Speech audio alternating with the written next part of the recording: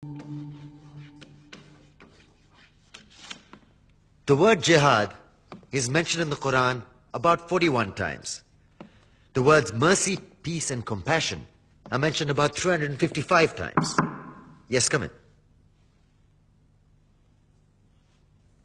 Come on in, Riaz. Sit down, please.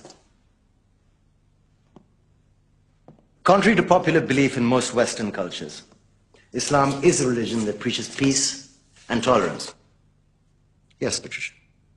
If Islam truly is a religion that preaches peace, then how come the world's most troubled spots, the West Bank, Afghanistan, Pakistan, Iraq, they're all plagued with Islamic terrorism? Well, that depends on your definition of terrorism. Some might argue that the U.S. invasions of countries like Iraq and Afghanistan are also acts of terrorism. No, those were acts of war to get rid of despotic regimes. Or a means of getting at a country's oil.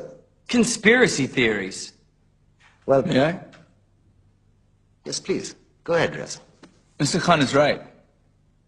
I mean, if we're talking about terrorists, the world's biggest terrorists are the white superpowers. Come on now. No, really, stop and think about it. Explain 9/11. Okay. Do you know how many people died in the Twin Towers strike? Around 3,000. And do you have any idea how many people died in the bombing of Afghanistan? Take a wild guess.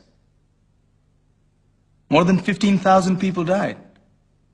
And that's just conservative figures. About 50,000 tons of explosives were dropped on innocent civilians.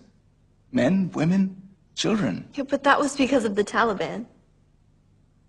Now that you brought it up, did you know that the Taliban was a creation of the CIA to fight the Russians? Whatever. They were still harboring terrorists. Yeah, right. Terrorists that were never found. Just like the weapons of mass destruction that were never found in Iraq. Do you want to get into the death toll in Iraq? 500,000 civilians and counting.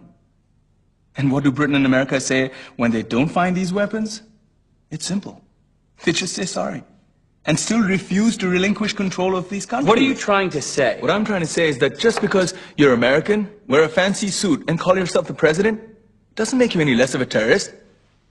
I'm saying that if you don't stop meddling in other people's countries, you will face a backlash. If Muslims like you feel that way, then why don't you get out of our country?